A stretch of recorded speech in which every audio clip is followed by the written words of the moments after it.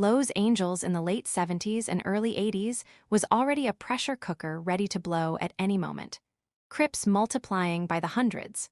Blood sets fighting back to hold their streets. Latino crews gaining numbers by the month. Every neighborhood a different temperature. Every alley a different war. To survive, you had to understand intimidation, retaliation, and the raw chaos of street life. Most gang members believed they had already seen the worst. They thought they understood violence. They thought they understood fear, until they heard a name that didn't belong to their world. A name that traveled quietly from the Midwest, carried by truckers, hustlers, union workers, and nightclub owners. The Chicago outfit. At first, LA gangs didn't take it seriously. A crew from another city? So what? LA handled outsiders all the time. But the tone people used when they spoke that name, that was different. No swagger, no excitement. No hype, just respect. And a bit of something else, something LA gang members didn't feel very often, unease, because the outfit didn't feel like rivals. They felt like something older, something colder, something built long before any LA set even existed. LA gangs were built on heat, emotion, ego, retaliation. The outfit was built on ice. The first shock always came from understanding their structure. In Los Angeles, street politics were unpredictable. A leader could be arrested today, replaced tomorrow, betrayed next week. Cliques within the same set sometimes fought each other harder than they fought rivals. But the Chicago outfit moved like a quiet, invisible military. Commands didn't bounce around. They traveled downward smoothly, cleanly, without argument. Nobody questioned orders. Nobody acted on impulse. Nobody chased fame. An LA gang member once said, after meeting an outfit associate for the first time, "Bro didn't raise his voice once, but everyone around him moved like he was the one holding the entire city in his pocket."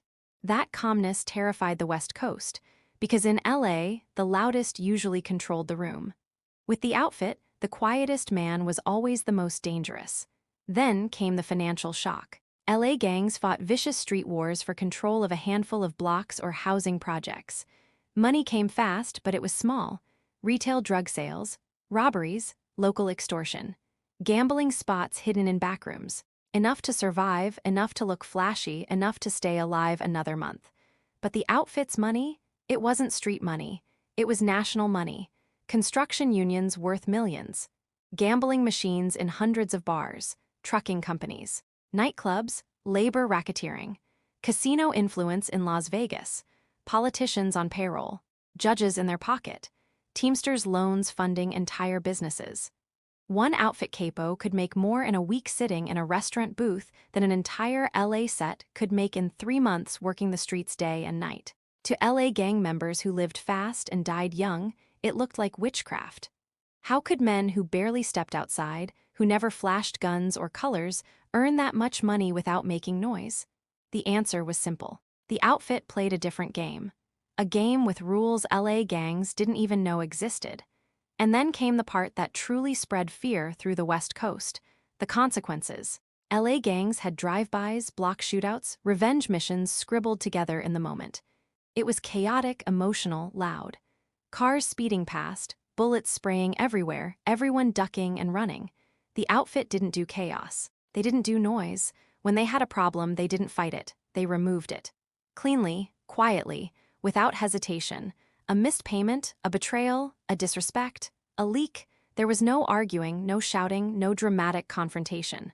There was just a disappearance. A man who was there yesterday and gone today, not injured, not threatened, not warned, removed. This unnerved LA on a deep level, because LA violence was theatrical, almost always sending a message. The outfit's violence sent no message at all. It simply ended whatever issue existed. Stories traveled fast in South LA about how a few gang members tried to strong-arm a quiet visiting outfit associate outside a bar. They flashed weapons, raised their voices, tried intimidation. He said nothing, left calmly. 2 days later, the loudest men in that group were found beaten so precisely it looked like surgeons had done the work. No gunfire, no cameras, no witnesses, and nobody bragged about it afterward. Because the outfit didn't brag. They concluded. But what frightened LA even more wasn't the violence, it was the professionalism. When LA gang members saw outfit soldiers operate for the first time, it felt like watching a different species of criminal. No drugs clouding judgment, no alcohol slowing reactions, no panic, no shouting. Just men moving efficiently like they had rehearsed 100 times. They weren't street soldiers, they were craftsmen, and their presence in Lowe's Angels wasn't loud. It was subtle, a shadow crossing the city, touching business after business. Construction sites, nightclubs, dockyards, unions connected to film studios. LA gangs expected them to roll deep, to roll flashy, to roll hard. Instead, the outfit sent men who looked like insurance salesmen and accountants. That scared LA more than violence ever could. Even the weapons were a shock. LA firearms were cheap, mismatched, inconsistent. A mix of stolen pistols, rusted revolvers, and modified shotguns. Half the time, a gun jammed at the worst moment. Drive-bys relied on volume, not aim. The outfit used clean, reliable, purpose-chosen weapons. Short automatics for indoor work. Balanced handguns for controlled shots. Rarely used heavy rifles. But when they did, the rifles were spotless, perfectly maintained, and delivered by men who trained with them like professionals. LA gangs realized something they had never considered. These men weren't shooting to impress, they were shooting to finish. And then there was the influence. Street gangs could intimidate a block, the outfit could intimidate an entire system. Police captains respected them, politicians feared them. Union bosses answered their calls immediately. Business owners changed behavior at just the mention of their involvement.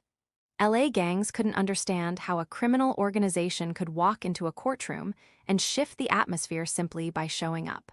Outfit associates didn't yell, didn't flash colors, didn't threaten. They just existed, and the room changed. To men who lived their entire lives fighting for recognition, that kind of invisible power felt supernatural. Eventually, LA gangs accepted a truth they kept quiet. The outfit didn't move like a criminal group. They moved like a government. Decades old, rooted deep, connected everywhere. Operating with patience LA gangs didn't have. The most chilling realization came slowly, but hit hard. You couldn't scare the outfit. You couldn't outnumber them. You couldn't outshoot them. You couldn't outtalk them. Because the outfit didn't play at street level. They operated from above. By the time the 1980s hit full force, every serious LA set had heard enough stories, witnessed enough whispers, and seen enough evidence to understand one thing. If the Chicago outfit wanted something in Lowe's Angels, they would get it not by force but by precision, not with noise but with presence, not with chaos but with structure.